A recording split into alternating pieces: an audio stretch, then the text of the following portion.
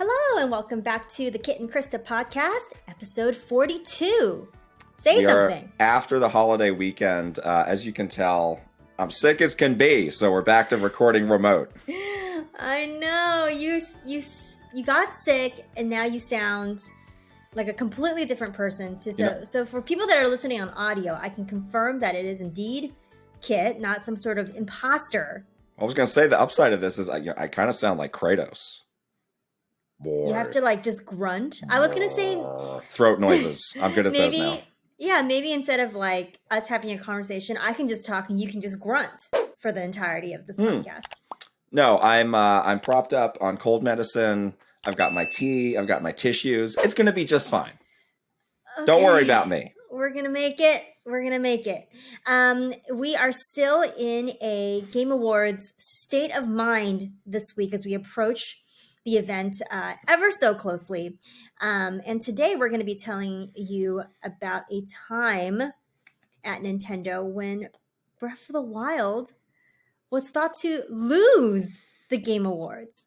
It was very strange. It was a very strange time. There was a wild theory going around the company that both Zelda and Mario Odyssey would lose at the Game Awards. So you're going to get that story today. Yeah, it should be really fun, and we're going to look back on a pretty epic Game Awards when we were working at Nintendo. As always, everything that we do here is made possible by our wonderful Patreon family. Thank you so much for all of your support. We just had a great monthly meetup right after the Thanksgiving holiday. You, sir, I wasn't there. Were too sick to even join us, so we spent 1 hour talking behind your back. I was extremely concerned about this. We really had a great time.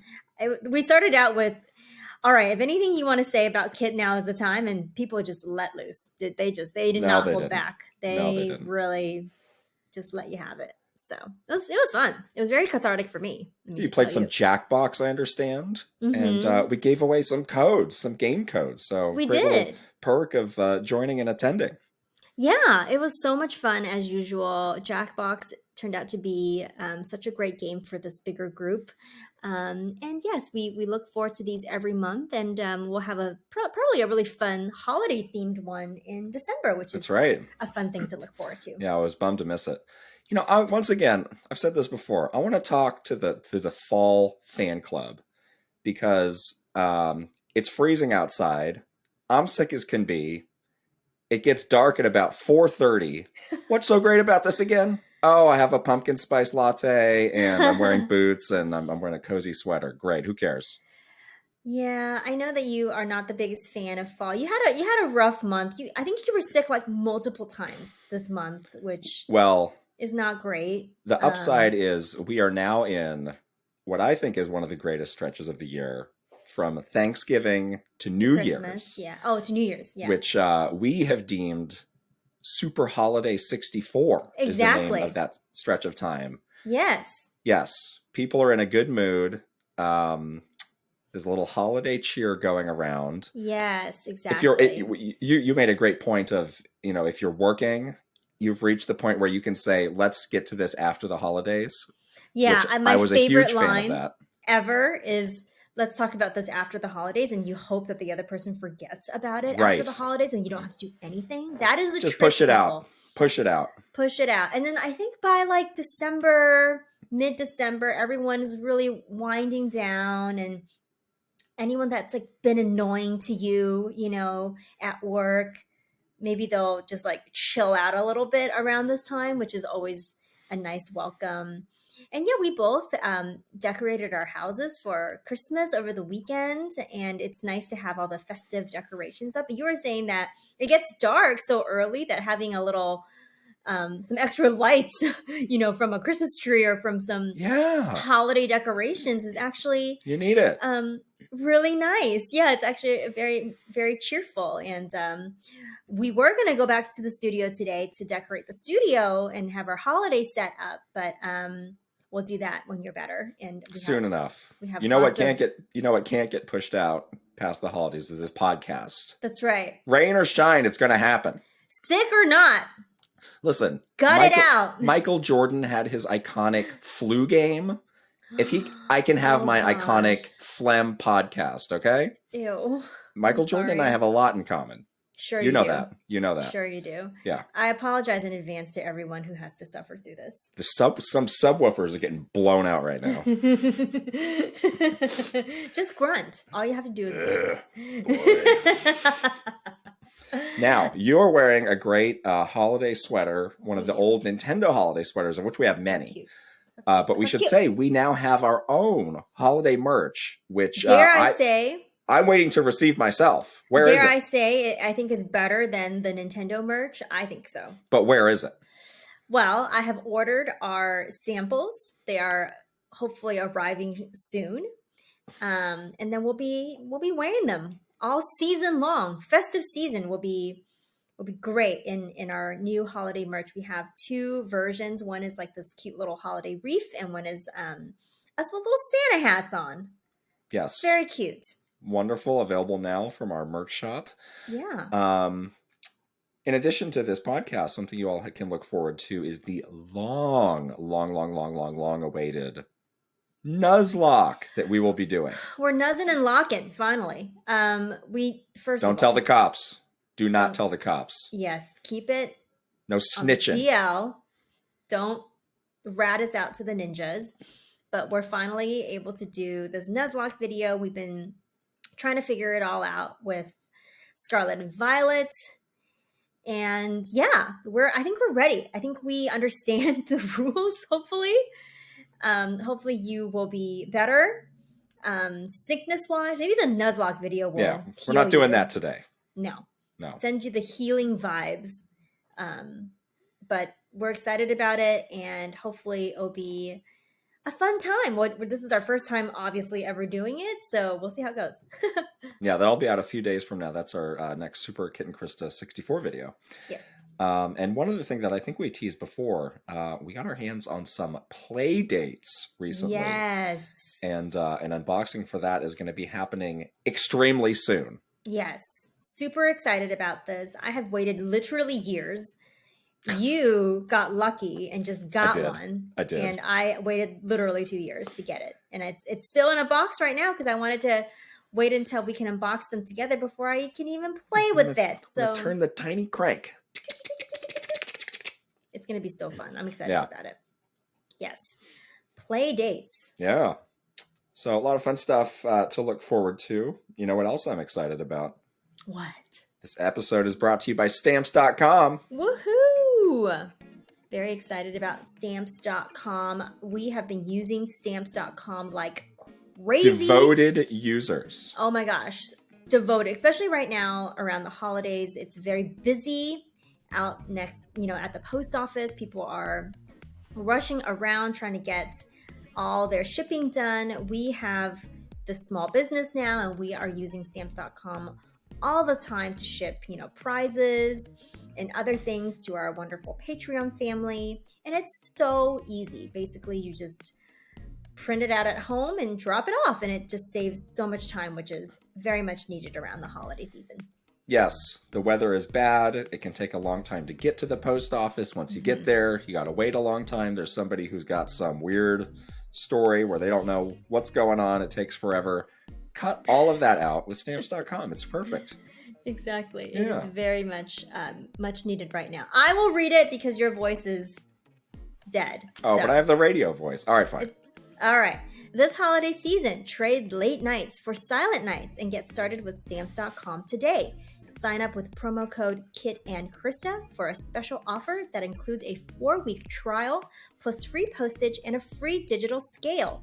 No long-term commitments or contracts. Just go to Stamps.com, click the microphone at the top of the page, and enter code KitAndKrysta. I will put everything in the description. Yes, definitely try this out. If you're doing any sort of shipping around the holiday season, this will save your life. Love it. All right. We're on to the big story here. Yes. Game Awards 2017.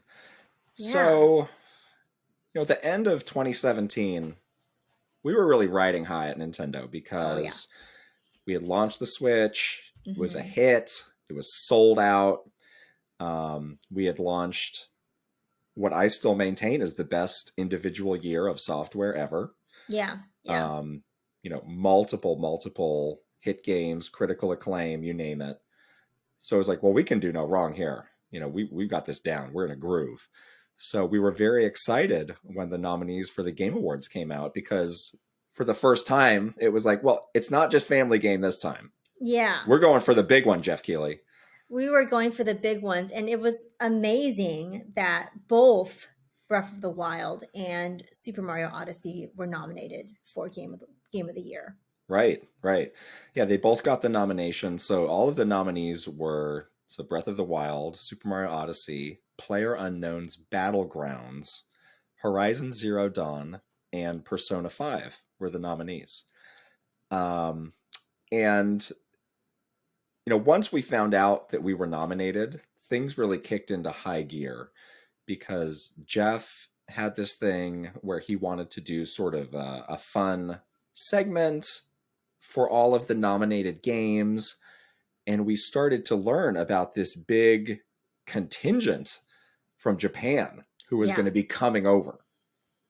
Yeah, that was really interesting, because Japan is kind of hot and cold on the Game Awards. Like, some years they're like super gung-ho about it and they really want to participate.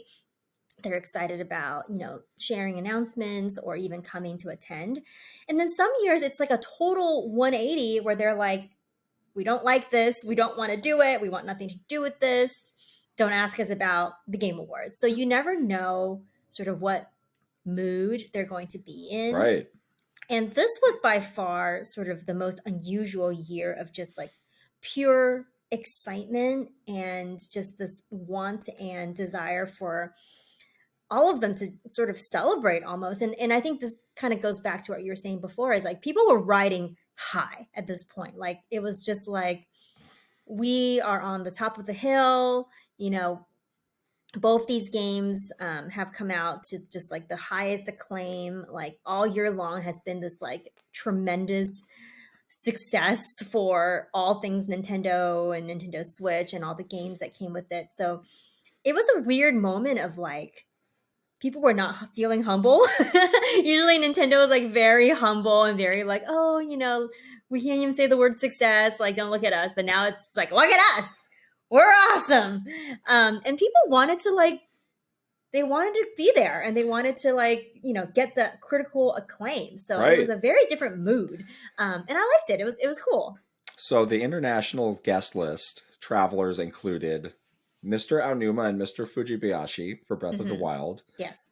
Mr. Koizumi and Mr. Motokura for Mario Odyssey. Because both of those games nominated for Best Direction.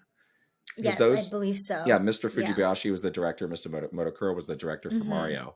So they both had to be there. Mr. Takahashi, who not a lot of people may know who he is, but he is the head of all development. Like the big boss at Nintendo. Yeah. He is a huge figure. He was coming, and he doesn't make a lot of trips like this, so this was a big deal. Yeah, also, super big deal. Our head of global marketing came, which was unusual. His job title is not the head of global marketing, but that's pretty much what he is. That's what he does, though. Yeah. He makes like final decisions on marketing. Yeah, on pretty much everything. Yeah. And in addition to those group of people, other people there to help facilitate things. So it was like a massive, like I don't know, like 10, 12 people. I think it was like Japan. Right, over 10 people. There's translators too on the Japan side, and people on the Japanese PR team coming over, and then of course you add that onto the Nintendo of America side. We were rolling deep with this crew coming to the TGAs. Yeah, so we had a group of like, I don't know, 20 to 30 people. It was like 30 just from Nintendo, because I mean, and there was a good reason, because we were nominated for all these things. So we were very hopeful about the nominations, but we had to get to work on these kind of big segments that we did honoring the nominees. So I was in charge. This was the year that I was in charge of all the Breath of the Wild marketing. So I sort of took on that side of things, and you took on the Mario Odyssey side of things, which was a great way to split things up. Yes. It was like a covert ops mission. It's like we got Alpha Team and we got Delta Team. I know, and totally. We're going and on a mission. Like everybody had their own contingent. Like the Mario Odyssey team, we had our own developers. Like I was closely working with Mr. Koizumi and Mr. Motokura with our own translators and our own contingent from the Nintendo Treehouse. And then you had the same sort of mirror copy, but with different developers for Breath of the Wild. Right. It was crazy because we were doing the same thing on like parallel paths, but there were also like some differences for the two different games. Yeah. So it was kind of a wild like planning period for sure.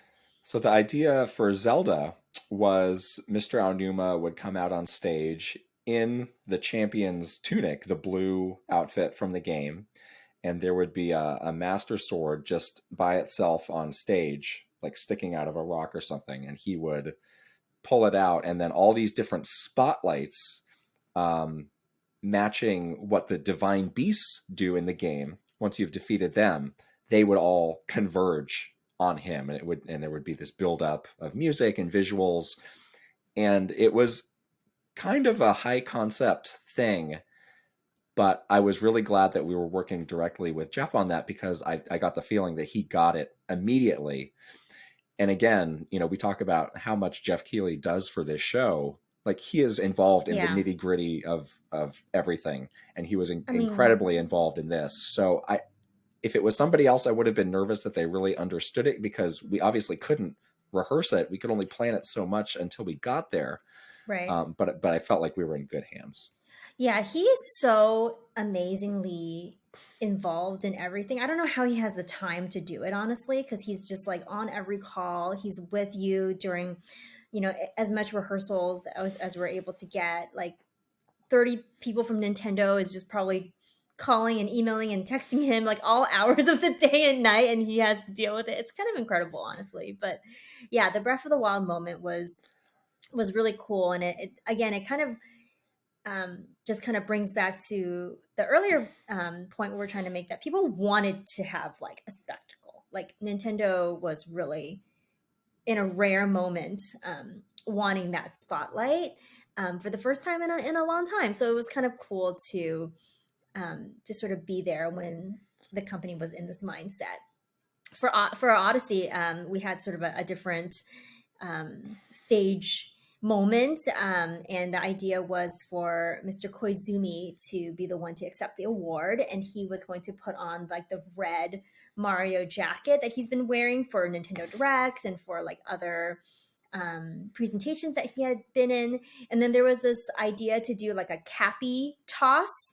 Someone was gonna like toss the cappy from like backstage to him on stage, and we were like practicing tossing this cappy like a frisbee, which was very strange. And it's like, hopefully he catches this thing, because if not, then that's gonna look really weird and strange. And obviously there was going to be a moment with the Jump Up Superstar music. Well, they performed it. And they performed it, yeah. With the original singer. The original singer came out and performed it, wearing the dress from the commercials. Which have for some reason. I don't have any. I gave it to her. She has it now. Yeah. She has it now. Yeah. Okay. Rightful owner, I think, for the dress. Yeah. Now you sort of underplayed that red jacket. So that red jacket travels in a special garment bag. It does, yeah. It has a special name that is written in big letters on the garment bag. It says PR Magic. Magic.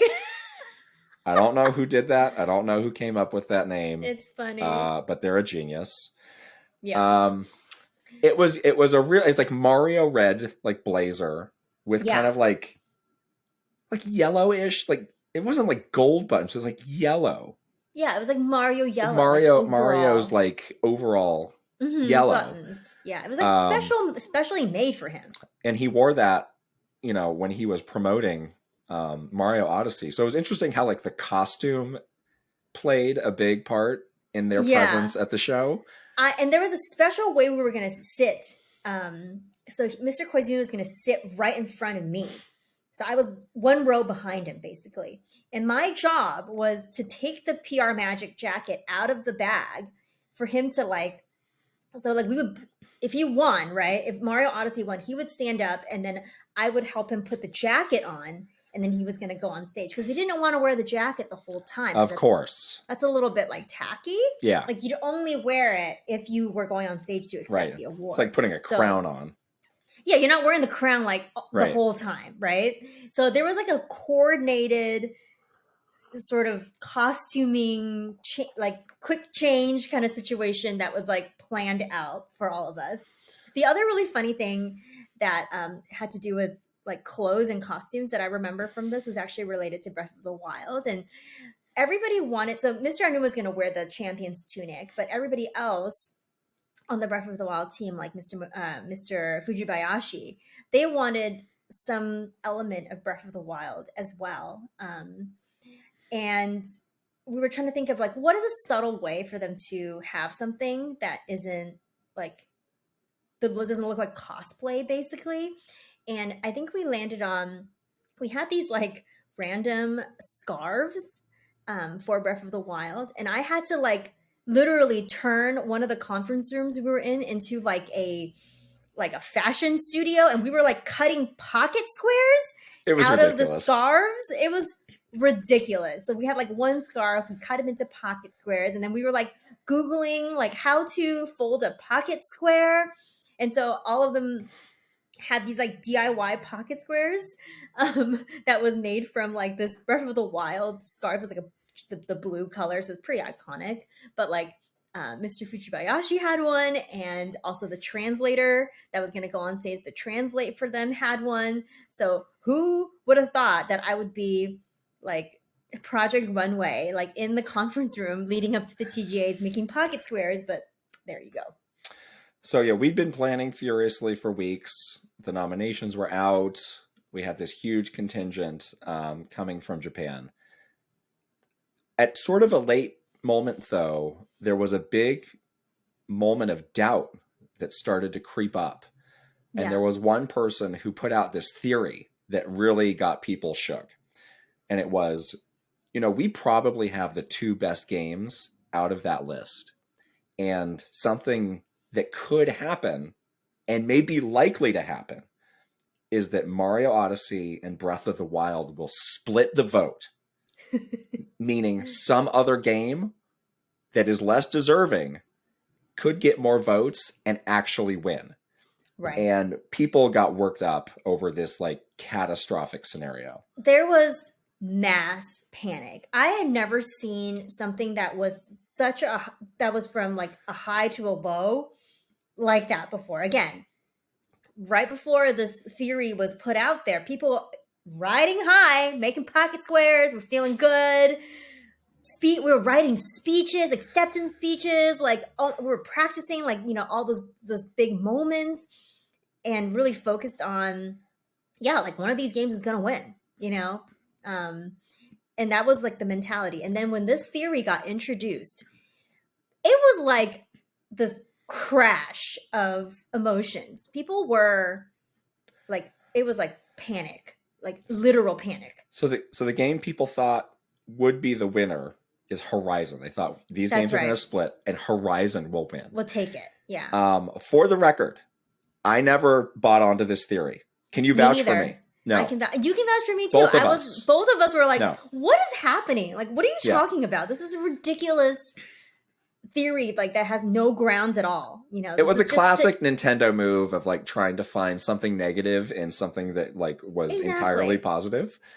Also, this person is known to be like a Debbie Downer, I would say, and like just likes to stir the pot in sort of a weird way.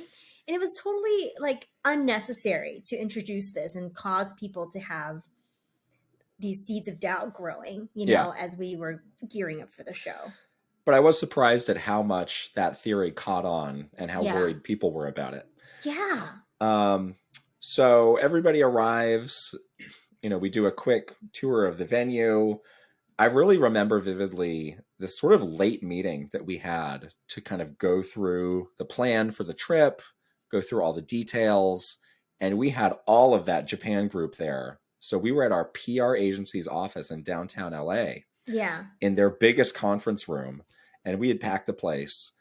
And something that always people get hung up on with the Game Awards is these acceptance speeches. Oh my gosh. Always. It's like the amount of hours that go into writing these like 2-sentence things would blow your mind. Yeah, this is so not what any other company does, but Nintendo for sure. Like there was already been like months spent on these. Right, we'd already been talking about it for weeks. It'd already been rewritten thousands of times. It's like every scenario. Like version 77 already. It's like, oh, who's going to do it in this case, or for this award, who would do it? Right. So we get there, and it's like we got to start over on all these again. And I'm just like shaking my head. I do remember we did all of the Zelda stuff first. Yeah. And it was clear, like, again, you were busy like putting a PR Magic jacket onto Mr. Koizumi. I put out the idea of like, could we go? Could the Zelda team go? Because we need to go to bed. It's getting late. It was really late. These guys are tired. Could we go? And we got dismissed, fortunately. You did. You guys got dismissed around like 8, I think. Right.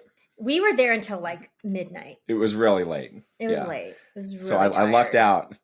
Yeah. You guys went first. We went second. There was so much like, it was just ridiculous. Not only were we writing speeches, we were like putting a jacket on, we're like tossing a cappy. Let's dissect some minutia, people. Yeah. Let's go. Yes, exactly. And it was just, and then I think it was because people were also panicked about this vote split. Yeah, there were some nerves. They were trying to busy themselves with something else. Right.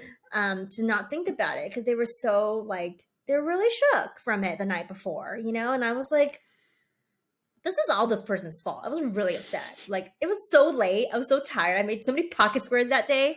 I was so over it. I was like, I need to go to bed. This is ridiculous.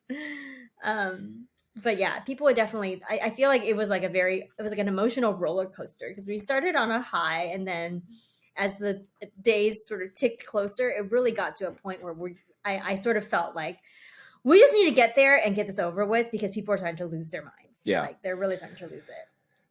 But that day we had also done our sort of like little dress rehearsal at the show, and that went well. And it's so interesting to see kind of the Game Awards the day before. Yeah.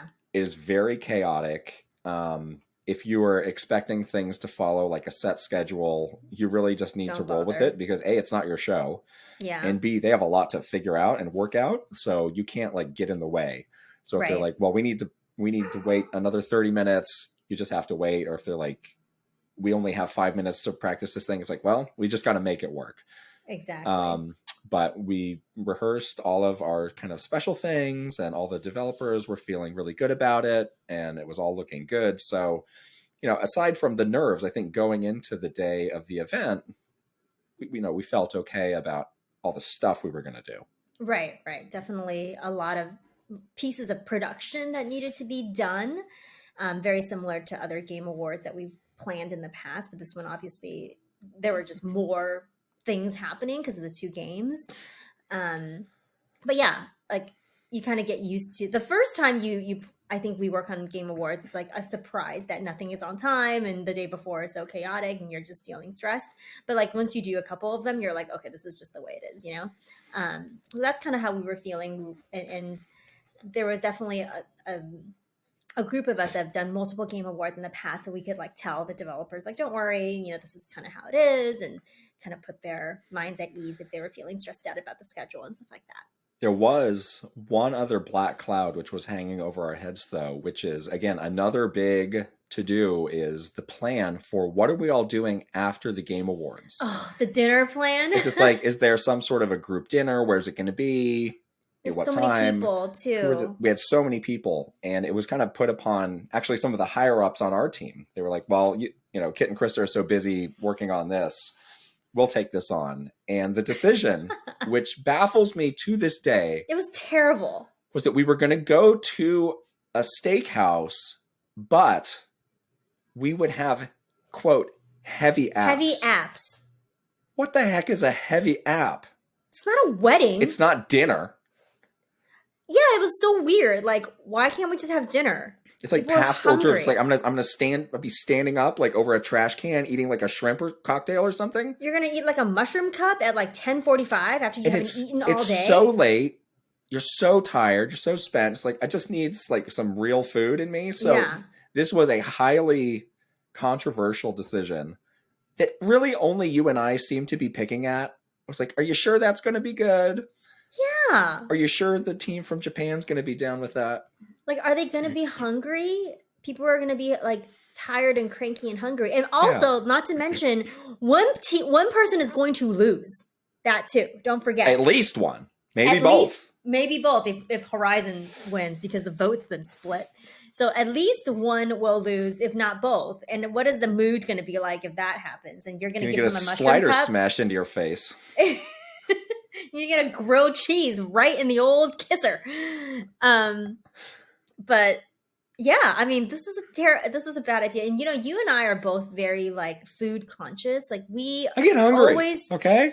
I care about these people. I want them not to be hungry before they go to bed. I want them to have like real meals and not just be working nonstop, and then eating like a heavy app, whatever that is, and then being on their way. So it was baffling because we would usually go to a proper dinner, and I don't know why they changed it up for this.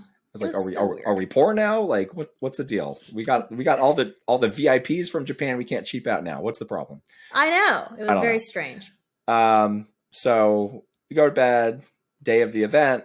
We get there. What was your impression of the event once it got going? Well, once it gets going, you're just on a moving train. Like, you just sit there and you just wait, and obviously it's a long show. And there's other categories that Nintendo was nominated in, and moments to look forward to, like the Mario Odyssey performance, but you're just sort of like anticipating the end, really, when you, especially for this year, where you're like, what's it going to be? I did get the feeling that as the show went on, a lot of the other categories that these games were nominated in, these games didn't win, right? Like, there was sort of a long stretch of a few hours where Nintendo didn't win a lot of stuff. Some of the early on awards. Right. Yeah. And I feel like that made people a little antsy, honestly. Like, they were feeling like, does this mean something for later? Like, what is this, what is this kind of leading to?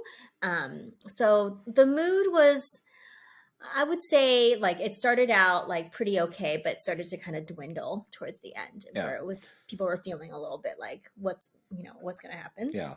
But the sort of performances were going well. Yeah. My thing with Mr. Aonuma went well. We had sort of some weird hiccups backstage where, like, the person who was our contact was nowhere to be found. So these are the things that happen with a live production. Right, exactly. But it ended up being really cool. The musical performance for Jump Up Superstar was really cool. Yeah, really Although cool. later on there was some suggestion, like, was that lip synced? I'm like, no, what are you talking about? They're like, it's too good. It sounded too good. It must be lip synced. I'm like, okay, if you want to believe press that. and play on a VHS tape? Is that seriously? What is this? This is not like a Sony Walkman or something. Like, it was very strange how, like, no matter what, there's always these like things to make it feel less good afterwards. Right. So we're getting late into the night. They do game direction and then game of the year. Yeah. And we got game direction for Zelda, and Mr. Fujibayashi and Mr. Aonuma went up. And that was when I knew. I was like, all right, we got this in the bag. Yeah. If the game direction and game of the year is usually the same game. It's usually pretty locked up. Yeah. And you could tell, like, those two were so pumped. Like, it was hard to tell for a while. Like, do they care about this award? Like, they care in Japan. Like, do they really even know what this is? Does this mean anything to them? But you could tell in that moment, like, they were super into this. Yeah. And his reaction was like, they wanted game of the year. So they come back. There's a bit of a break, and Jeff, has this great build up for the game of the year. As always. Announces it, and it's Breath of the Wild, and like, Mr. Aonuma was just elated. He was still in like the champion's tunic by the by. Right. So he was dressed like Link, pretty much. And like you were sitting behind Mr. Koizumi, I was sitting behind Mr. Aonuma. Yeah. And I was one of the first people he hugged, which was a surprise to me. Yeah. I think he turned around and just started like hugging people. I think he would have hugged anybody. But he was so happy and so excited. You could kind of feel like a sense of relief. Yeah. Like, even though this game had come out, it had been this huge hit, it had sold so much. Like this was kind of a culmination of the year for him. I think so. And validation, I think, too. Right. This is what this show, I think, does do really well, is it gives you sort of like a physical way to feel validated for the work that you've done. And I think that's really cool. And certainly you saw that with Mr. Aonuma's reaction. And he just, he was like smiling from ear to ear. And like we had taken up like pretty much the entire front, like 4 rows with our huge contingent of Nintendo people. And everyone was like cheering and super, super happy. And he runs upstage onto the stage and accepts the award. And you can just tell that he's just over the moon, and it's awesome. And you could tell from the people in the building, like they felt that was the deserving game to win. For sure. Yeah. It was not like, oh gosh, Horizon should have got it. It's like, nope, nobody felt that way. Right. Everybody was like, this is the game that we all agree. Yeah. What was the reaction from the Mario Odyssey team? Was like Mr. Koizumi, like stone faced, just like snapping a pencil in his seat? This is like that thing where they make actors practice. Like you have to look, pretend to look excited or happy. Pretend to look happy for the winner, right? Like, oh, but inside you're like dying. Yeah. You can definitely tell there was disappointment, but also I don't think that he ever thought that that Mario Odyssey would beat Breath of the Wild. Oh, really? I really felt like there was sort of this underlining like acceptance that if a game was going to win, then it was going to be Breath of the Wild. Obviously he would have been extremely happy, I think, if Mario Odyssey won. The other thing to note about Mr. Koizumi, which I think kind of helped with his general like mood and reaction, is that he was not just the producer on Mario Odyssey. He was the overall producer on Nintendo Switch. Right. So he was like, indirectly, he also won. My hardware made your game win, so I don't care, So yeah, exactly. So he was sort of like Mr. Big Shot anyway, with the PR magic jacket, magic hands on that Switch Joy-Con, whatever. So I think he felt like pretty okay, like generally. Yeah. So the show wraps up. Everybody is pumped. We go to eat some heavy apps. We are starving, and it is like a true like party feeling. It I always imagine like those Oscars after parties. That was what this was. Where it's like people, got a tie around their head. They're just like, oh my gosh. This was what it was like. People let loose. Pure joy. Yeah. From everybody there. The champagne was flowing. People said no to these heavy. Everybody just ordered giant steaks. Yeah, people were like, "Give me the most expensive. Give me the tomahawk. Give me the wagyu. Give me the whatever." Yeah. So I was glad that the heavy apps did not ruin the night. Yeah, exactly. Did I have anything to eat that night? don't think I did. Absolutely. Did I eat the heavy? I hope you did. My gosh. I feel like me and one other person that was one of our close coworkers in Japan, him and I went like crazy on the dessert table because he was like, do you know that I have a huge sweet tooth? And I was like, oh, nice. And we like literally ate like one of every, like multiples of every single dessert. Yeah. It was really fun. Yeah. So that was absolutely like the most joyous I had ever seen some of those people from Japan. Yeah. Certainly Mr. Aonuma, Mr. Fujibayashi, they just like let loose and were just so happy and so relieved. Yeah, totally. And so like well-deserving and just like what a way to sort of end this incredible year of these amazing games on Nintendo Switch. And then like later on, this was really the beginning of awards for Breath of the Wild, because after the Game Awards, it was like nonstop. Like I think that game won how many Game of the Year awards afterwards? Like we lost over like over 50, something Right. crazy. Yeah. So it was just like every couple of weeks, another game award would come in, another Game of the Year award would come in. It was just incredible. So we made sure Mr. Aonuma and the team got back to the hotel safely. I have a great photo of he and I in embrace that I will never be sharing with the world. I have one that of him and I also it right after the Game Awards, and he looks very happy. I will share that photo. I've shared it before. So Right.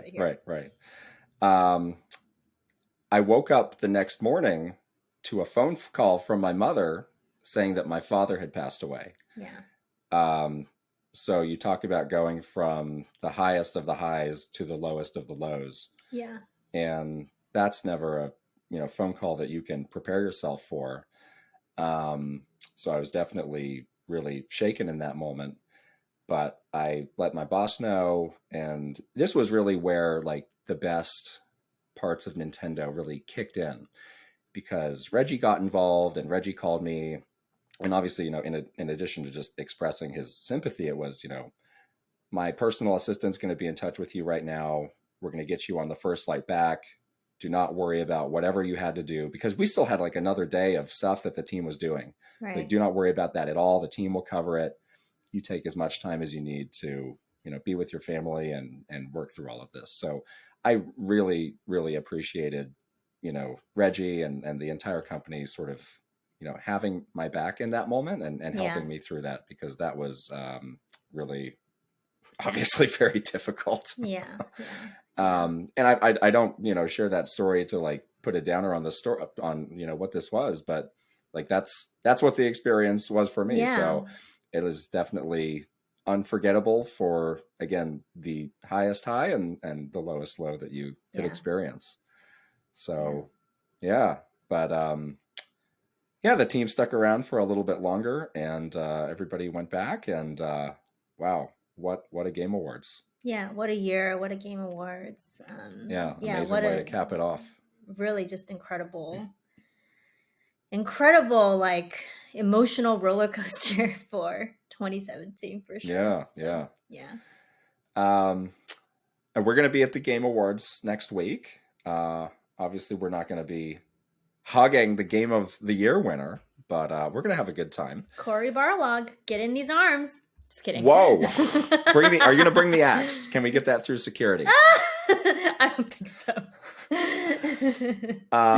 We did a poll with our Patreon subscribers. I went through all of the Game of the Year nominees. Yeah. And it's really amazing, like some of the games that were nominated but didn't win.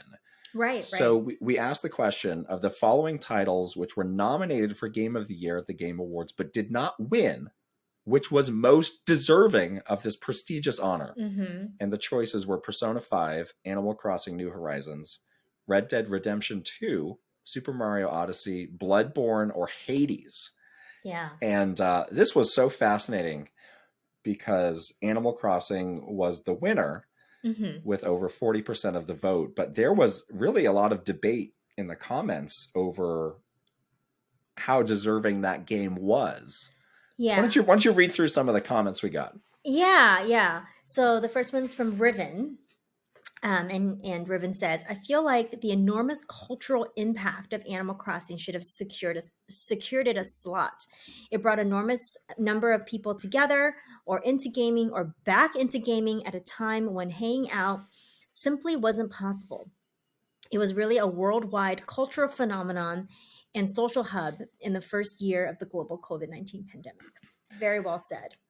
I would have voted for Animal Crossing here as well. What won was Last of Us Part 2. Yeah. And it was kind of like, well, you're choosing kind of like the light or the dark side of humanity. And it was one of those things where it's like we were already in such a downer year. I know. Like to choose this downer game. It was actually a game I skipped because I could not mentally and like emotionally support playing this game in the time that we were in. So it's so true. Another one, like Persona 5 has just, we were worried about Horizon. Maybe we should have been worried about Persona 5. I know. I mean, that game, that's been like a game that people still talk about, like almost at the Zelda level 5 years later. So good. And then Hades, kind of like Zelda, that won so many that won like almost every other game of the year except for the Game Awards. Exactly. That was really amazing. So it's fun to go back and see like what did or didn't win. Like I feel like Red Dead Redemption was really a darling and what people expected to win, but God of War won that year. Yeah, it's fun to go back and look. That one is a little bit more, I think, palatable because God of War is such like a juggernaut of a game that year. So versus it being Last of Us Animal Crossing, because it's true, Animal Crossing, while it's not a traditional game of the year winner, it should have been, I think the cultural phenomenon part of it should definitely have been taken into consideration. Okay, more comments from our wonderful Patreon family here. KissMyFlapjack says, voted for Super Mario Odyssey. New Horizons was a good game, but it shouldn't get credit for the timing in which it came out. It was pretty bare bones upon release, and a lot of content was patched in later. That's an interesting point. Yeah. Shouldn't get the credit for the timing in which it came out. That's an interesting point. Yeah. I imagine most voters have different feelings about that. Mm-hmm. I have different feelings because like that is when it came out. It's hard to separate the two, but I can respect that point of view. Yeah. I think the development team actually had a lot of struggle with that exact kind of question of, did my game do well because it's a good game, or did my game do well because we got lucky, quote, for the timing? And that I think is, if you develop that game, I feel like that is going to be hard to grapple with. So it's a very interesting point for sure. Yeah. Ian T. Clark says, I wouldn't have picked any of these over the actual winner for that year. There are, however, other games I would have picked. Control for 2019, great game, and Uncharted 4 for 2016, for example. Last year's winner was terrible, in my opinion. Metroid Dread all the way. Yeah, last year was It Takes Two. A bit baffling to both of us who have played this game and didn't totally love it. And we love co-op games, and we both were like, the story is very strange and dark. Yeah. But I think this year we're going to get back on track with some really great winners and some great honors. Yeah, this year we have some the biggins are in this year, so it'll be fun to see them battle it out. Maybe they'll split the vote and none of them would win. It's a 6-way tie, right? You're all winners. You just get a participation trophy. Elden Ring and God of War Ragnarok splits the vote, and then Xenoblade Chronicles 3 wins. Oh. Or Stray wins. Stray wins. Oh, I would be okay with that. I would be upset if that happened. Oh no. I saw Jeff Keighley tweeting. He's like, "Do you want to see the stray cat on the red carpet?" Yeah. He listens to the podcast. We know that. You know who I want to hug if Stray wins? The cat. Keep the axe away from the cat, please. Give me this cat. Oh my gosh, so funny. Well, that was our look back at the Game Awards. And up next we have what we're playing. We finally got a chance to play Pokemon Scarlet and Violet co-op mode. Let me tell you something. It was extremely disappointing. Yeah. Why? We both had really high hopes for this, and they were so vague in how they talked about it. And I'd seen some really positive, like, anecdotes from people and, like, stories around the internet about how the co-op mode was, like, one of the few things that really worked well in this game. But it was disappointing that we were in the same game world, but that was kind of the extent of all you could do together.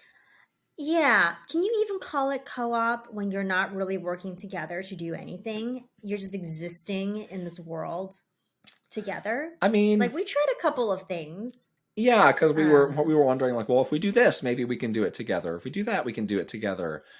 Right. It does seem, it's more of like a casual hangout sort of thing where, you might all get on like, a Discord or something and just talk, and you'd be like, oh, over here, there's this Pokemon. You should go and get it, but you're not doing it together. So some of the point of that is diminished.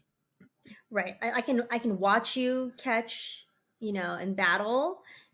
We did try to go into like a gym together to see if it means you could like do the event together as a pair, but you're just in there separately. So I'm not sure if there's really a point to doing anything co-op unless you're just wanting to, have something to do while you like talk on the phone with somebody, Right. which is fine, I guess. If you prefer to do that, and that so that you can kind of experience it the same time as somebody, but you're just really doing your own thing.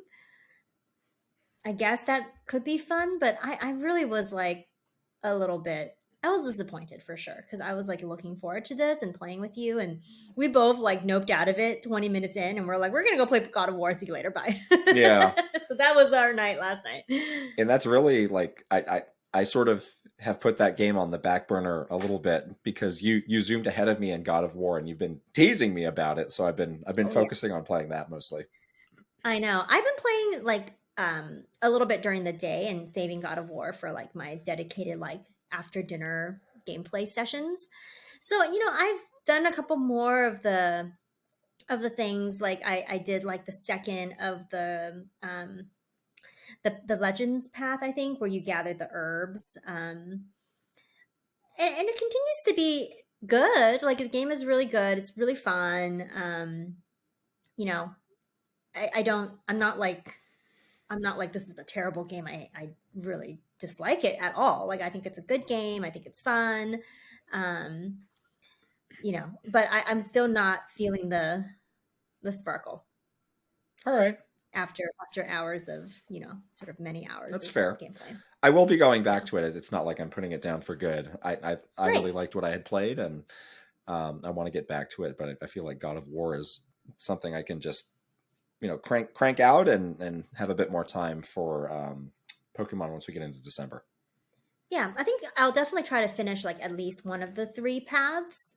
And I'm more interested in the non like traditional gym battle ones.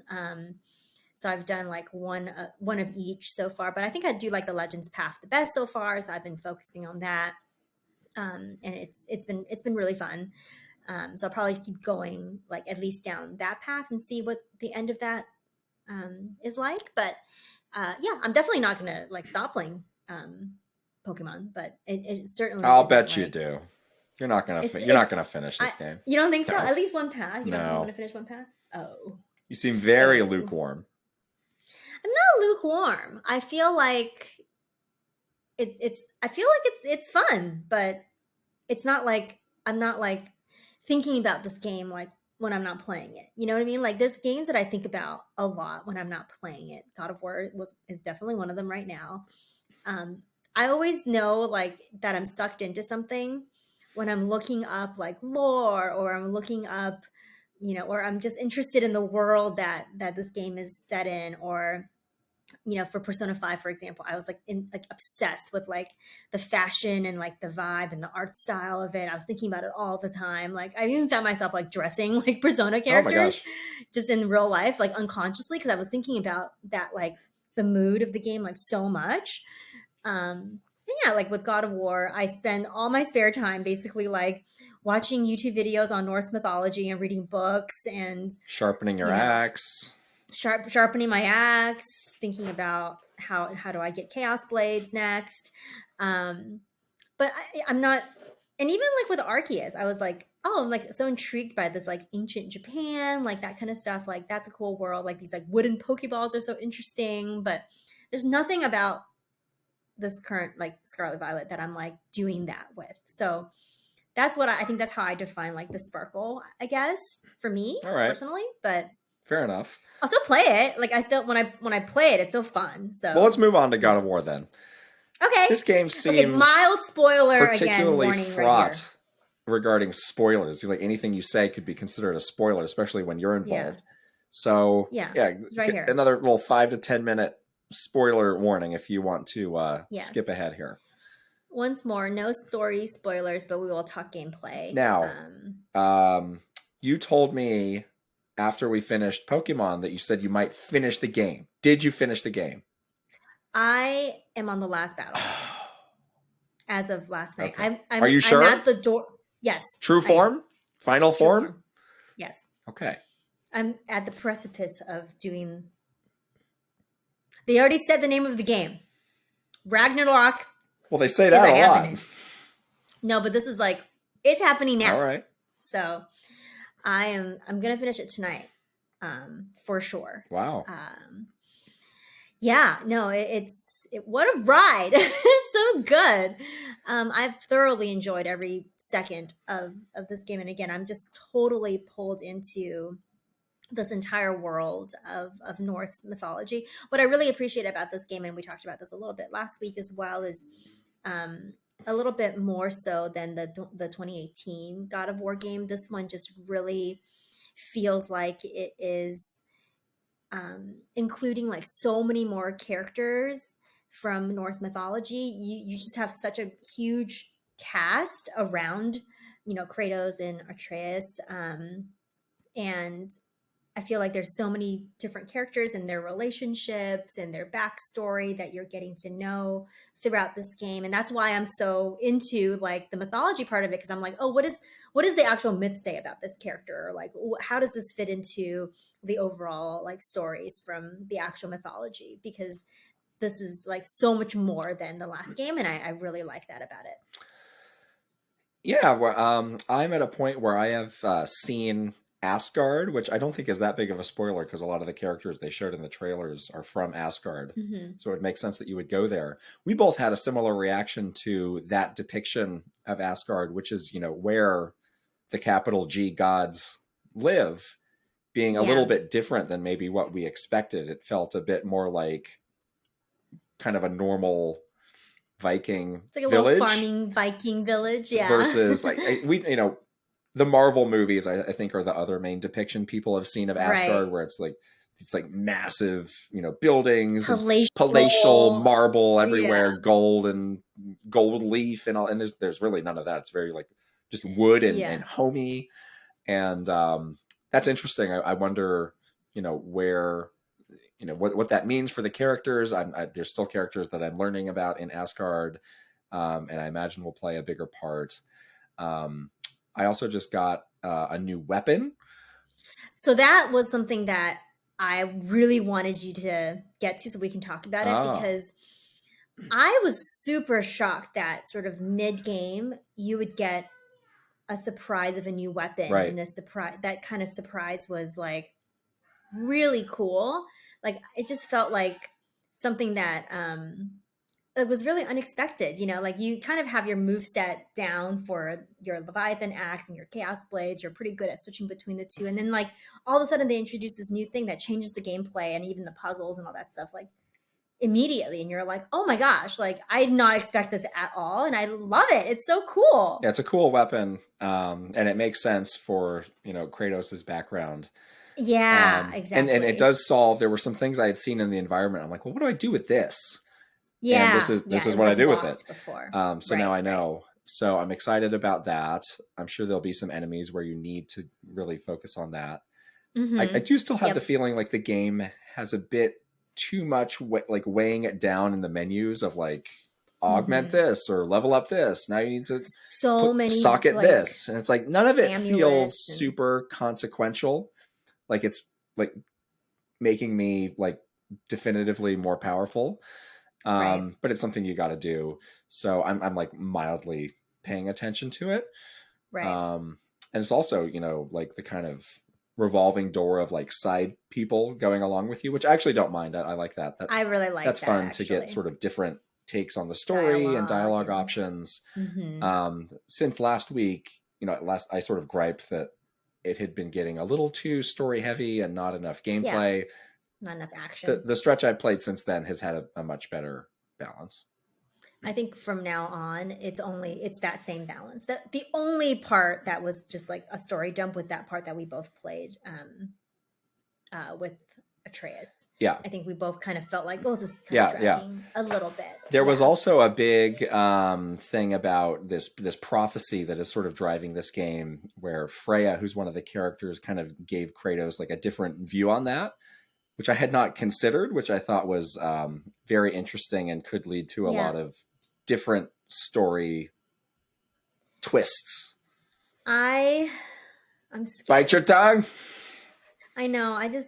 so many games made me cry this year. I'm like emotionally fragile Oh boy. right now. So I don't want to cry again. But I feel scared. Um, yeah, getting to the end, there's some additional story twists, gasp worthy moments that I did not see Oh, coming. That we'll gasp see. worthy.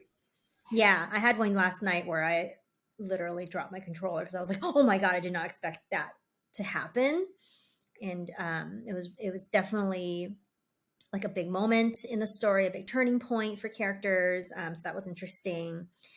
Yeah, I think sort of back to just like the characters a little bit more. Like it's kind of interesting the way that they depict the characters, like especially like the what is it, the Acer gods they call it, like the main Yeah. gods, like Odin and them, right? It's like they could have been done it like two ways. Like one way would have been like sort of the like we're above it all, like kind of the pantheon of gods, like kind of like how you kind of see like Zeus or like the Greek gods. But they do it in a very humble way. Like they have them in these like lodges, like you were saying, and like when you hear their dialogue, like between like Thor and some of the other characters, it's very much like um family issues, like relationship things. Like he talks to his wife and they like fight about normal, like husband wife stuff, or like his daughter, like it's so interesting, the sort of almost like the human quality that they gave to these quote unquote gods. And I think it makes it a lot more relatable as well, because if they were just like these almighty gods that just can't do anything bad or good, or you kind of don't care about them, then it would be a different story altogether. Right. But so I really like that. And even like as you kind of build the cast of characters around Kratos and Atreus, like you kind of get these dynamics of like family stuff, like it's so like it's almost like a soap opera or like a reality TV show versus it being like this game about like gods and like action or whatever. Yeah. So I found that to be like pretty interesting, and it's really like sucked me into like again learning more about the mythology part of it, because I'm like, is this actually how it plays out, or is it more so like what we traditionally imagine as like myths about gods and things like that. Also in my game, there's the character Tyr, who you find early on, who Yeah. I've been wondering what they're going to do with him, and Yeah. it's just kind of been left hanging for a long time. Mm-hmm. So the suspense is building of what he will eventually become. My guess is he ends up. I think you probably end up fighting him. I don't know. I'm not looking at your face even right now because you're going to give it away. We need to move on before we completely spoil this. The good thing is you're going to finish the game and you have like a half dozen games you're already playing, and you're adding another, Finding Paradise. Please tell us about this. Yeah. Speaking of like, I don't want to cry anymore. Oh boy. I'm tired of crying. We got a code for Finding Paradise, and in the message that we got from the person that sent over the code was like, try not to cry. I'm like, what does this mean? So the game is actually really cool. I just started it. I played a little bit last night after I wrapped up playing God of War, just to see what it was like. And I've been hearing some really good things about this game as well. But I guess the best way I can describe it is it almost has sort of like an Earthbound quality to it. Oh, interesting.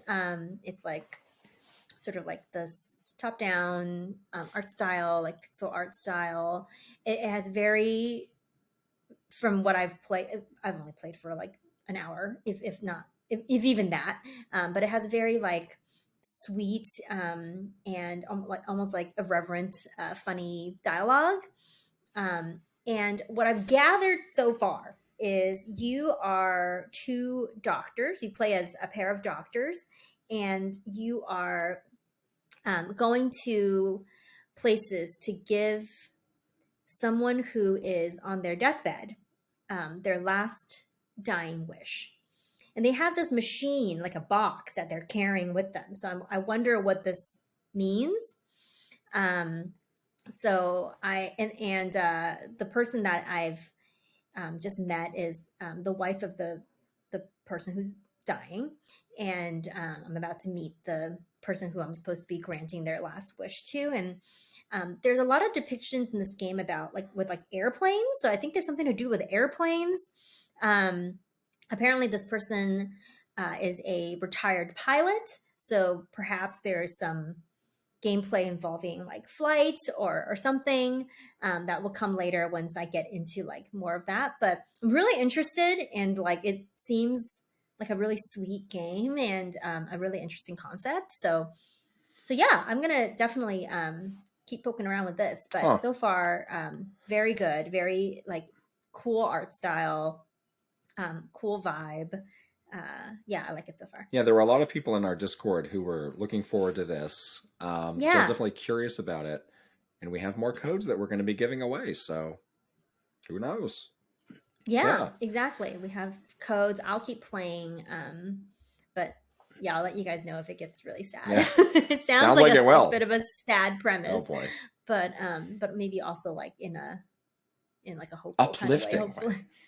Yeah, yes. I don't know. We'll see. That's the games we're playing. We move on to the news here. Last week, I made you can call me Kitstradamus because I said I was waiting for the press release that Pokemon announcing that Pokemon had broken all the sales records. Well, that happened. You were right on, and that was like something that came out like right when you were thinking it would, which is right around like the Black Friday timing, which is very typical for Pokemon Company to do. So we got similar announcements for Pokemon and God of War. So let's go through both of these. For Pokemon, the game sold over 10 million copies in 3 days, including 4 million in Japan. Wow. That's biggest Pokemon launch incredible. Ever. Biggest Switch launch ever. Biggest Nintendo launch ever. And the biggest console exclusive launch of all time. Oh, that's incredible. So that's big. God of War seemed impressive at the time. They went first. Yeah, they got dwarfed a little bit, but they had 5.1 million copies sold in the first week. It was the fastest selling first party PlayStation launch game, and it set a God of War franchise record, obviously. Yeah, that's amazing. Yeah. It's great to see these games do well. It really is. Yeah, it really is great to see like great games, people still interested in playing games, and it still sells. That's great. I mean, I think the God of War sales is pretty typical because there's just the amount of people with a Nintendo Switch is like so exponentially more than the amount of people with PS5s or whatever. And like, let's be honest, like the amount of first party games that Sony releases is so much less than what Nintendo releases. There's like this built up demand where, that would be interesting if somebody did like, a percentage of the total user base of both of those platforms. They're both incredibly strong. On Pokemon, we kind of hinted at this last week, like, what does this mean for the overall debate of like the quality of the games, and will they learn a lesson of people being mad about this and change it? I don't know. But again, we had a feeling that this was something they were going to have to reckon with, of this like conflicting feedback of like, these people say they hate the game and they say it doesn't work, but you just sold 10 million copies in 3 days. That's the thing though, too. It's like, I think it's a game deserving of like high sales like this. Like I'm not surprised by just the amount that they've sold, but it's a little concerning that it's like, this game clearly has some like pretty glaring performance issues, but like, do you do anything about it now? You as in the Pokemon Company or the development team, because the game sells so well, like, does it matter? It doesn't seem to hinder anybody's, motivation or want to purchase this game. So what does it mean for this franchise overall? And, we also talked a little bit about, like, do they want to take a little bit of a break so they can reset the series a little bit and kind of work through some of these things that have, really gotten a little bit worse throughout the years. And it kind of is hard to take a break when you break these crazy records and you make, like, a lot of money, right? Like, it's gonna be hard to justify, like, taking that break or doing a reset. yeah, so I think that that's a tough spot to sort of be in, you know? The other thing that's different between these games is, I'm sure God of War cost just Oh orders my of gosh. magnitude more to make than Pokemon did. And, Totally. we've seen Sony continue to find ways to like make money off of these big games, even though they seem to be successful. So if you sold 5 million copies and they each cost like what, 60, 70, that's like 35 or $350 million Hmm. that you're making right there. That's some quick math right I'm there. sure the game will come to PC eventually. They have a pretty good formula in place for that seems to be working really well, so they should keep following that. I wonder Right. though, like what it just seems like the bar is so high for what these games have to sell in order Hmm. to like not ruin Sony. The pressure must Yeah. be so high. If you were in charge of one of these games, I would be really freaked out. That's true. Like the pressure for these two games could not be more different, Right. you know? Like if you're working on God of War, like the expectation is that you single-handedly have to like save Sony from some sort of like money problem, whatever. And your game has to be a blockbuster. Like the pressure of that is insurmountable. And then you can kind of like have a Pokemon game that has issues, and kind of, I don't know, it feels like easy. Like you're like, oh, 10 million units sold. Like, the game costs the same as God of War. If God of War had these kinds of glaring performance issues, like what would the perception be? What would people's reactions be to that game versus it being a Pokemon game that had the same performance issues and then sold 10 million Yeah. copies? You know what I mean? So it's like, it's kind of almost like it's a little bit unfair, like you're being held to like such different standards, but it's like, yeah, it kind of sucks, honestly, for like the God of War team, because their standards are so much higher than a Pokemon game. Yeah. And then they don't even sell like half the amount that Yeah. the Pokemon game sells. One last thought on Pokemon is, this is the benefit. It's like, yes, I think we all agree that the Switch is, coming down on its life cycle curve, but this is the Right. benefit of having a huge install Along. base that is still very engaged with the hardware. A lot of Right. times you can have a hardware that people have bought a lot of, but they've given up on. Like the Wii, people gave up on the Wii in the second half. That honestly happened with the 3DS too. Like we ended up selling a lot, but they weren't very engaged. We saw data on that. The Switch, like based on how frequently games keep coming out, like this is the result. You can like Animal Crossing breaks records, Splatoon breaks records, now Pokemon breaks Hmm. records. It's like nobody Yeah. needs to like cry a tear for Nintendo because like, oh no, the Switch is declining. It's like, well, they just broke every record possible. So Exactly. this is how it can work if you manage your life cycle right. Yeah, and it's all about like that thing of like the life cycles need to be like lengthened. Like we can't be on this like short life cycle Yeah. because it's too hard to like recapture your quote unquote install base or whatever. And yeah, I think Nintendo did a fantastic job, with doing just that, like planning out when things are getting released and extending the life cycle of Switch so that it does kind of keep people's interest like in the late stages. Um, so yeah, we'll see if like that ever happens with Sony or Microsoft. I think it's very difficult for them because their hardware proposition is based on performance and like hardware specs, and that can get outdated very quickly, and you maybe cannot have like the same hardware for 7+ years and have it be relevant. Um, so it is like a very smart move by Nintendo to never play that like graphics game, because they can do things like this and have a crazy high install base, and then they can have a game that is like subpar break ridiculous sales records and make them a boatload of money. So good for Yeah. them. These games cost the same, so it's Our pretty amazing. last story is more about the Microsoft Activision merger, which Yeah, is the story that keeps on giving. Um, this has been going on for months now, it really has. and you know, I say I'm getting tired of it, but the more that comes out, it's always very intriguing to see. It is. So It's like a new little wrinkle into like the crazy. Like, yeah. what is So there's two happening? things that have happened. There was a story that the FTC, the Federal Trade Commission, is potentially going to prepare an antitrust lawsuit to try and block this. And apparently there's already something underway in Europe. I am not a antitrust lawyer, but this seems bad. Yeah, you don't want to get on the FTC's radar. That doesn't sound. Yeah, and I don't really understand what their criteria are for what is and isn't a antitrust issue, because it seems like there's a lot of cases where it's like, oh, it could have gone either way, but they opted this way.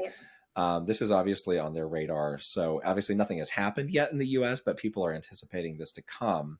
I wonder what Microsoft internally, when they went through with this, like what is our success rate? Like, what is it, 60%, 70%? I'm sure they knew there might be people complaining about this. Right. Yeah. Yeah. Do they have some sort of analysis that they've done that's like, it's worth it to try, even if we feel like it could fall through, or it could even be if it's a year of pain of trying to make it happen. Yeah.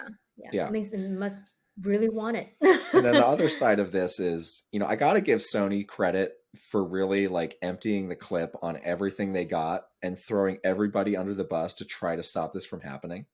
Oh my gosh, seriously. So there's been some new stuff from filings from Sony's perspective. The first is, they were like, yeah, we'll still have Battlefield, but the Battlefield franchise can't keep up with Call of Duty. Right. I'd like to bring in the CEO of EA right now, who's quite unhappy. Please take the floor, sir. And again, I wonder what kind of internal calculus went into like, yeah, EA is going to be mad and they're going to yell at us, but we need to put this out there to try and stop this because Call of Duty is that important to us. Right. Exactly. That seems like just like a lose-lose situation, though. You're just like, what is that phrase? Robbing Peter to pay Paul or whatever? Something like that. Like, it's like you just kind of, you're like on borrowed time almost with like goodwill. I mean, with us, it was always like, never do something to aggravate a third-party partner. Exactly. Just don't do it. And this is like such the opposite. Number one of like, aggravation. We're just setting it all on fire to try and stop this. Yeah, exactly. Wild. But again, it's like, it kind of shows you the desperation around it too, And then the other part of this is a claim they made, which this is a bit of a stretch.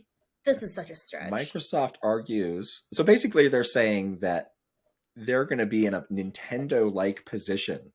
Right. Microsoft is trying to turn Sony into something like Nintendo by making this acquisition, where I honestly don't entirely know what that means. Like they're a highly successful company? That would be nice. Is it more so reliant on their own first-party content? Is that what it is? Well, I think it means that they're more differentiated on like all ages content, and they would have this hole in their mature offering. And that that Microsoft is trying to have a monopoly with this mature type of shooter. The mature audience. I don't know. I think this is kind of a stretch. This is a weird claim. It's like, don't tell them that this is like a benefit to them when they clearly hate it and they don't want it, If you're desperate, though, you can cook up all sorts of stuff. Well, you just lie. That's one thing you can do. Yeah. So again, these things, I really enjoy the Sony ones because sometimes they make a good point, sometimes they don't. Again, sometimes they're burning a bridge to make a good point. It's always entertaining. That's the thing. Yeah, you don't know. Right. Later on, you might need that EA bridge that you've totally torched. Yeah. Probably will, honestly. So not the best strategy. All right. We are on to our questions. Every week, we only take questions from our Patreon subscribers, and we also do a weekly bonus Q&A, which has about a dozen extra questions, which are too hot for us to answer here. Here is an example of a bonus Q&A question that we answered recently from Wario Tush. I love that name. What was Nintendo's internal response to the Retweet the Toad campaign? Dun, dun, dun. We cannot tell you here. We have answered this question in the bonus Q&A. If that interests you, head on over to patreon.com/KitandKrysta. Yes. We are doing a smaller mail section today because I'm about to lose my voice. So Krysta, please take it away. I'll take it away, and hopefully you can just grunt an answer. Here we go. First question from Gulio. You see how long this is from when people were doing Halloween names. Oh boy, See, yeah, we have a lot of questions. No question. I'll hold on to every question. Every question has its moment. It has its moment to shine. Okay, is Nintendogs a dead franchise? I remember it being a top-selling game for the DS, so it's strange that they haven't made a new entry for the Switch. What do you think can be done to reinvigorate interest in the series? Oh yeah, Nintendogs. You were never a huge Nintendogs fan, I remember. I mean, I played both of them. Mm-hmm. The first Nintendogs was such a huge hit. Yeah. The second one really wasn't, and I think a lot of that was due to like mobile games took a bite out of this. And I don't know how you make Nintendogs a relevant franchise again. That's true. I was going to say it's sort of a moment in time where those kinds of live sim kind of games was very popular. And the DS was obviously perfect for that with the touch screen. And yeah, it does seem like it's a moment that maybe has passed and a trend in gaming that has passed. It kind of reminds me of like the old, Tamagotchi days where you kind of had that thing where you wanted to like take care of like your electronic pet, but it's not something that is as, I think, sustainable as a franchise. Yeah. These days. You almost might need to make it more gamey. It was kind of a non-game to begin with. Right. I think the non-games, live on phones. Maybe you go in a different direction and give it more game elements. I don't know. Yeah, it's tough, but I think that basically changes it from Nintendogs to something entirely different. And at that point, is it still Nintendogs? There's a reason we haven't seen it since. Exactly. I think the moment has passed, unfortunately. I did love the series though, and I loved my Nintendog. So cute. Plus cats. Don't forget, plus cats. I love how the game Origins was like, Mr. Miyamoto got a dog, so we're making this game about dogs, sure. And we're gonna market this game about dogs. And we're like, all right, sounds good to us. All right. Next question from Wario Tush. Again, prolific Bodhi contender Wario. Why doesn't Nintendo seem to want to acknowledge Mario Galaxy 2? Aside from being omitted from Mario 3D All-Stars, it didn't show up in any promotional materials from Mario's 35th anniversary. Oh, Mario Galaxy 2. There was a lot about the anniversary and 3D All-Stars that just didn't add up. Like, we asked so many questions of like, why is 3D All-Stars going off sale after a year? Why is this game not included? And we got answers, but the answers just didn't make any sense. Well, because it was really a non-answer. It was like, this is only for promotional purposes, 3D All-Stars. And I was like, but if you already have it, why not just keep selling it? It's like, no, we wanted to live in a moment in time for the anniversary. I will say the anniversary also was during COVID. And that really put a damper on, I actually was leading marketing for the anniversary, and that really put a damper on like what all the things we could do for the anniversary. And I think it had meant to be this really big year of Mario, similar to what we did for Zelda's 25th anniversary, but it just never came to fruition because of the pandemic. Not to say that's the reason why Mario Galaxy 2 got omitted. I think there was a lot of like weird decisions that were made for what games were going to get the spotlight for the anniversary. And yeah, I think that there was a want to focus on the original Galaxy game versus Galaxy 2, which I think is a mistake because I actually like Galaxy 2 better. I think Galaxy 2 is actually far superior. So yeah. Me too. Let's get that out. Yoshi, people. Yoshi. Just that alone. My goodness. Makes it superior. I know Galaxy 2 does not have like any sort of place right now on the Switch, which is really sad. This next name, you're on your own with this name. I don't know. I'm gonna say it's Pizzicatoiv? Pizzicatoiv or Pizzicatoiv? Again, a pronunciation guide is always welcome. Is it something to do with pizza? But it's Pizzica. If it is, that's cool. It's Pizzicatoiv. All right. We're going to stop trying because probably butchering it. Hi, Kit and Krysta. Many people look back fondly on the Wii era of Nintendo for expanding the user base of casual and first-time gamers. For me, a disabled gamer who learned the traditional controller one-handed, this was the darkest era because I simply couldn't play many games. For example, 3D Mario is my favorite series of all time. I still have never played Super Mario Galaxy 2 because I can't do the waggle controls. Wii Classic controller support was really inconsistent at the time. It was so frustrating getting a game home only to be physically unable to play it. I was a Nintendo fanboy from the NES era, but at this time I checked out of Nintendo entirely until Switch. So here's the question. What is accessibility limitations known and discussed within Nintendo at the time? Did motion controls naturally lose their novelty within Nintendo, or were these and other usability concerns part of their retirement? I was so fascinated by this question Yeah, because at Nintendo, everybody was patting themselves on the back where it's like, oh, we solved accessibility. exactly. I was going to say the mentality was like so much that of like this blanket sort of like feeling that accessibility means motion. And clearly that, that's absolutely not always the case. And you have such a sad example here of not being able to play these games because of that. And I think that mentality was like never thought about within Nintendo because it was always like, oh, buttons are the problem. We need to come up with motion Yeah. controls to make more people being able to play the games. I think it's a good reminder that there's not a one size fits all solution for accessibility, which is, where the Xbox adaptive controller deserves a lot of credit with how customizable that Yes. is, Mm-hmm. taking so many different things into account. Yeah, totally. And I will say that accessibility was never like, unfortunately, and it was disappointing to me when I was at Nintendo, that was never like really top priority all the time at Nintendo.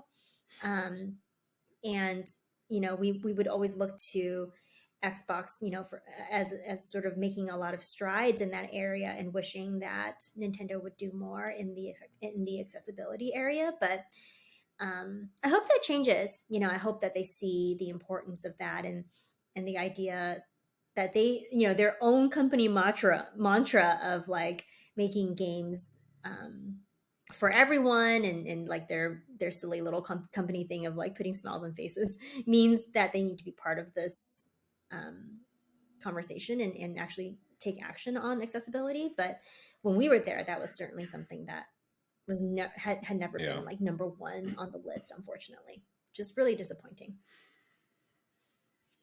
All right, next question from Patches. Hi, K and K. How complicated or stressful was it to plan for international travel when going on business trips to Japan? Did you have to apply for a work visa? How rigorous was Nintendo in regards to keeping up with everyone's passports and other documents? Well, we never needed a work visa because between the US and Japan, and we weren't going for that long, you could Right. just go. A lot of it was just up to you to like manage. Like if your passport's expiring, you got to take care of that. If you need a passport, you got to get one. Yeah. There was only so far that the company would go with some of that stuff. Yeah, that's true. And it wasn't super complicated.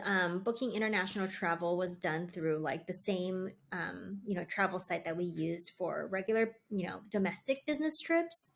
And then we also had a pretty good like travel team and events team that would help us all the time, like with booking hotels or if there's a large group of people going to like the events team would get involved to help do like a group booking or something like that. But yeah, it's definitely up to you to keep your passport and documents up to date. And one thing that we both hated with like a passion is doing expense reports after a business trip. And the Japanese ones were really hard because all the money was in like You look at yen, and then a receipt and like, what was this? I don't know. well, I don't know. It's like everything's in Japanese. Exactly. And then like you would use a lot of cash too in Japan, which is like weird. And so you would have like all of these like random like leftover coins that you have to like figure out how to maybe like get back to US dollars and stuff like that. But I always dreaded coming back from an international trip and doing an expense report. And a lot of times those trips are expensive. So you like really should do your expense report so you can get your money back, because a lot of it was on your personal credit card. So, but it's like such a chore. And I was always like, oh, I'm going to mess this up somehow, or like I'm going to be short. It was the worst. I'm glad that I don't have to do that anymore. All right. I think we are going to save some of these questions for next week, because your voice is maybe not able to There's even only get so through much the next left. part of it. There's only so much left, and you still got to read a lot of names. Oh boy. Maybe I should read all the names. Should I read all the names? No. You cannot. All right. How dare you? We've come to... I'm sorry. I'm just trying to help you. We have come to our wonderful superstar shout out. You want to go first? All right. Here we go. Aaron Hash. Ben Eichhorn. MaruMayhem. Eigenverse. Jordan Collett. KissMyFlapjack. Mike Chin. Mr. Rogers. Paul Gale Network. RainTech. Roy Eschke. Simon Barrera. I'm going to say the next one because your voice can't take it. Switching it up _ Sephazon.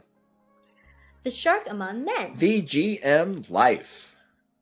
Link, the hero of wins. Angela Bycroft. And her pig Molly. And TurboChargeNerd. Hooray. I guess maybe I should have let you do switching it up _ so you can use your deep voice to do the underscore part. I'm going to go do some throat singing when we're done with this. Oh, that sounds lovely. Please record that for us. All right. On to our One Up Club graduation ceremony. I will start Aaron Burgundy. Adam Edwards. Jean Malari. Ale Alejandro. Alexandra Pratt. Astrodev. Bagel. Bookham Dano. Brad SF56. Bruce Stash. Chancellor Fairley. Christopher Lay. Cozy Tar. Captain Cinnamon Buns. Captain Alice. C. Roper 17. Daniel Cole. Daniel Valencia. Dawson. Doodoo Face. Douglas Chomis. Dino Punch. Elite Peach. Espars 50. Esbrato. Fart Priest 69. Furbound. Fred Rossi. Gar. Garrett Hullfish. Ian Chia. Israel or Izzy. Jay Rando. Jabroni Jones. Jackie Z. JK99. JBJ. Jeff Yoakum. Jeffrey Hernandez. Jesse Hernandez.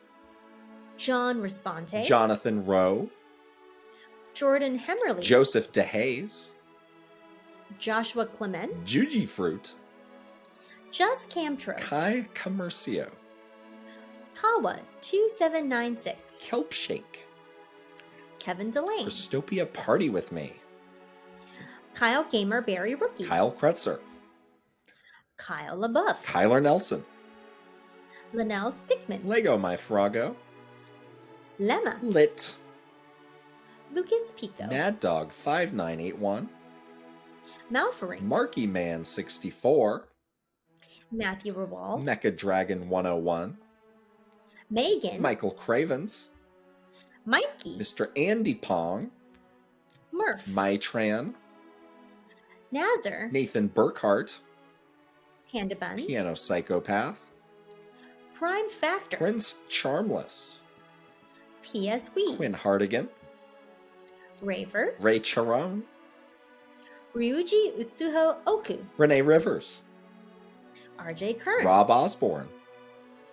Rox. Rianetta. Sam Newland. Sharif Jackson.